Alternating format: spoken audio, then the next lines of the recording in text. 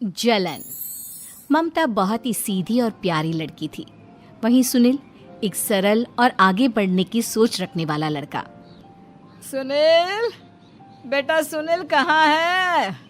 अरे जरा एक गिलास पानी तो दे दो। हाँ माँ, अभी आया। क्या माँ, पानी तेरे सर के पास ही तो रखा है, क्या हो गया है? तबीयत खराब है क्या?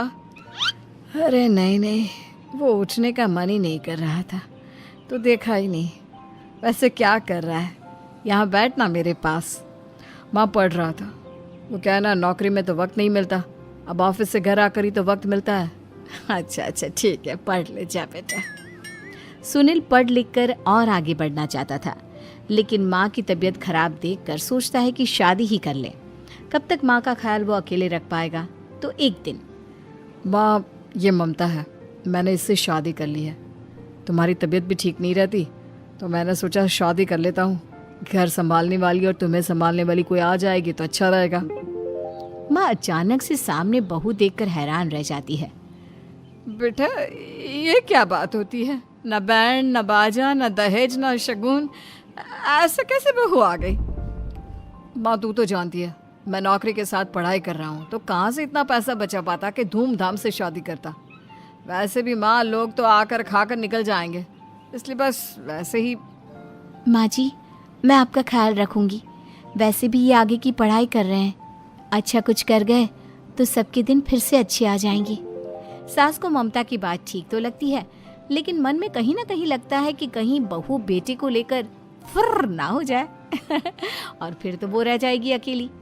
बेटा देख, मेरा जो कुछ भी है वो सुनील ही है, और सुनील का भी अब इस दुनिया में मैं ही हूँ और कोई नहीं। क्या सुनील? बिल्कुल माँ, लेकिन आज से ममता भी मेरे जीवन का अहम हिस्सा है, जैसे तू है। सास को बड़ा बुरा लगता है कि उसकी सल्तनत में कोई और हिस्सेदार कैसे हो सकता है। कैसे कोई और उसके 30 साल के बेटे की जिंदगी में अचानक से आकर बराबर का हिस्सेदार बन सकता है। देख बहू, मैं भले थोड़ा बीमार रहती हूँ, लेकिन इसका मतलब यह नहीं कि घर की चीज़ों में मेरा कंट्रोल खत्म हो गया है। मैं आज भी इस घर की रानी हूँ, समझी? बेटा सोचता है कि ये माँ को अचानक से क्या हो गया। कल तक जो माँ कहती थी कि जिंदगी का कोई भरोसा नहीं, वो अचानक से जंग के मैदान की झांसी की रानी कैसे बन गई? माँ क्या हो गया है? सब ठीक है ना? अचानक कैसी बात कर रही हो? ममता का आज पहला दिन है, स्वागत करो उसका। आसपास की आंटियों को बुलाओ, नई दुल्हन की मुंह दिखाए करवाओ। खैर, सास होने का फर्ज निभाती है और बाद में एक सहेली के साथ बाहर निकल जाती है। क्यों री बताया नहीं कि बेटे का ब्याह कर रही हो? वैसे तो सारा दिन हम ही में घुसी रहती हो। अरे मुझे भी तो अभी पता चला, यूं अचानक सर पर लेकर आ गया। कहता है बहू है माँ तुम्हारी, अब इसको भी इतना ही मैं प्यार करता हूँ जितना तुझे करता हूँ। लो जी, ये क्या बात होगी?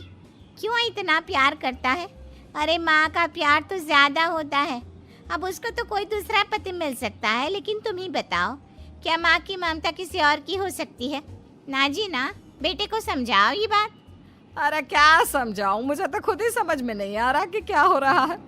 जो बेटा कल तक माँ माँ करता था, अचानक से बीवी बीवी का राग आलाप रहा है। देखा, उसकी बीवी ना सुंदर और जवान है। सुंदरता के आगे तो एक से एक नहीं टिके, तो तेरा बेटा किस खेत की मूली है? सास को भी समझ में आ जाता है कि बहू की सुंदरता के आगे माँ का प्यार किसी काम का नहीं। अरे रहने दो ना, आ जाएंगी। कहाँ जाएगी? उनकी आदत है, एक बार जाती है तो पूरी पंचायत खत्म करके ही आती है। अच्छा ही है, खाना वाना खा कर गई होगी। छोड़ो ना, घूमेगी तो खाना पचेगा नहीं तो ऐसे ही खाट पकड़ लेगी। बहू भी शांत हो जाती है। उधर सास सोचती है कि आज थोड़ा देर से ही घर जाती हूँ, जब बेटा परेशान होकर ढूंढेगा तब मजा आएगा। बीवी को खुद ही पता चल जाएगा कि माँ के आगे उसकी दाल नहीं गलेगी। लेकिन वहीं दूसरी ओर घर पर, ए जी, माँ जी अभी भी नहीं आई। हमको तो घबराहट हो रही है कि क्या करें, जाकर पता करें किसी के घर। अच्छा, कहाँ जाओगी ये भी बता दो। पहला दिन है तुम्हारा इस घर में और एक ही दिन में मोहल्ला छानोगी क्या? हाँ, तो आप भी तो नहीं जा रहे हैं ना, हमको फिक्र हो रही है। अरे यार, ये रोज का है अम्मा का, खाओ और सो जाओ। बस फिर क्या था। बेटा बहू खाना खाते हैं और कमरे में सोने चले जाते हैं। उधर जब सास को कोई देखने नहीं आता तो वो हार कर घर आ जाती है, जहाँ वो देखती है कि सारे घर की लाइट्स बंद है। सास को गुस्सा आता है। बहू, ममता बहू कहाँ हो? लेकिन सारे दिन की थकी बहू को ऐसी नींद आती है जैसे किसी ने भांग की गोली खिला दी हो। वो तो नहीं उठती। उठकर आ जाता है बेटा। अरे क्या बात है अम्मा, काहे चिल्ला रही हो? अरे सो जाओ ना, सुबह की थकी है बहू, वो सो रही है। जोर से बोलोगी तो नींद खुल जाएगी उसकी। माँ को गुस्सा आ जाता है। फिलहाल तो सो जाती है, लेकिन मन ही मन ढेर सारा जहर बहू के लिए भरा होता है। सुबह बहू चाय बना रही होती है कि सास धीरे से गैस तेज कर देती है, जिससे चाय का बर्तन जल जाता है। और जैसे ही बहू चाय का बर्तन उठाती है उसका हाथ जल जाता है। मेरा हाथ जल गया। वो जोर जोर से चिल्लाकर इधर उधर भागती है कि सास थोड़ी देर में उसके हाथ में पानी डाल देती है। हाय रे बहू, क्या कर रही हो? पहली बार रसोई छुई हो क्या? सासू माँ गलती से गैस तेज रह गई थी और बर्तन जल गया, जिससे मेरा हाथ जल गया। हाय रे, कितना गंदा दाग। छी छी छी छी, मुझे तो उल्टी आ रही है तेरा गला हुआ मांस देखकर। तू ना मुझे अभी साथ से खाना मत लगाना। बहू भी खुद का हाथ देखती है तो उसे भी रोना आ जाता है। कुछ दिनों के बाद सास की सहेली आती है। बहू चाय बनाकर लाती है। उसके जाने के बाद सहेली कहती है, बहू की सुंदरता ऐसी है कि कोई भी दीवाना हो जाए। वैसे तेरे बेटे का क्या हाल है? अरे वैसा ही है, बहू के पीछे लट्टू। क्या करूं, कुछ समझ में नहीं आ रहा।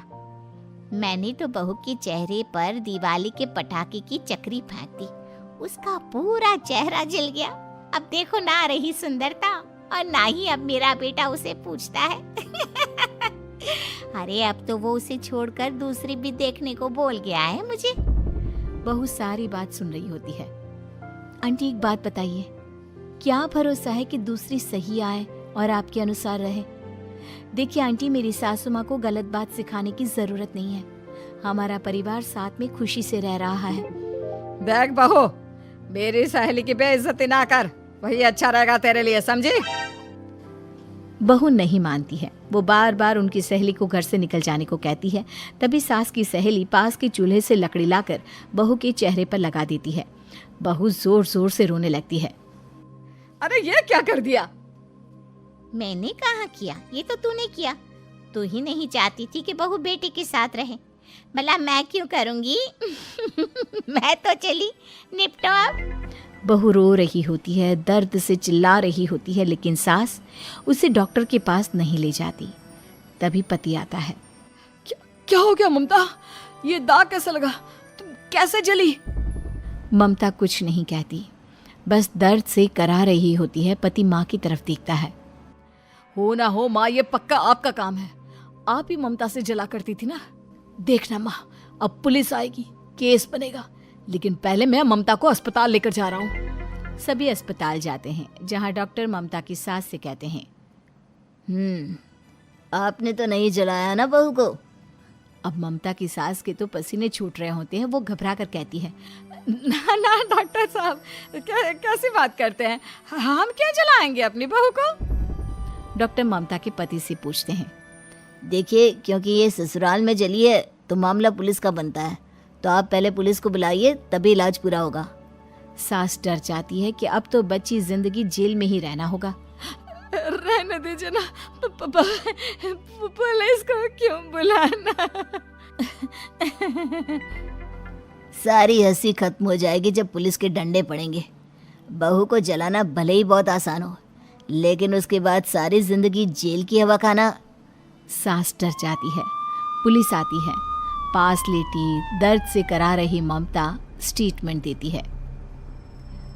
तो क्या हुआ था? कैसे जली आप? ममता पास खड़ी सास को देखती है। बेटी बताओ, कैसे जल गई तुम? ओए, काका का किरण वाली शाहरुख, चुप, बिल्कुल चुप। सास चुप। सभी इंतजार करते हैं कि ममता क्या बोलेगी। जी, मैं खाना बना रही थी, लकड़ी उड़कर मेरे ऊपर गिर गई और मैं जल गई। सास बहू की बात सुनकर रोने लगती है। देखा माँ, कितनी समझदार है ममता। ये चाहती तो हाँ बेटा, ये चाहती तो मैं आज जेल में होती। मुझे माफ कर दे। मैं आगे से अभी कभी ऐसा नहीं करूंगी। बहू के साथ मिलकर रहूंगी। मुझे माफ कर दे।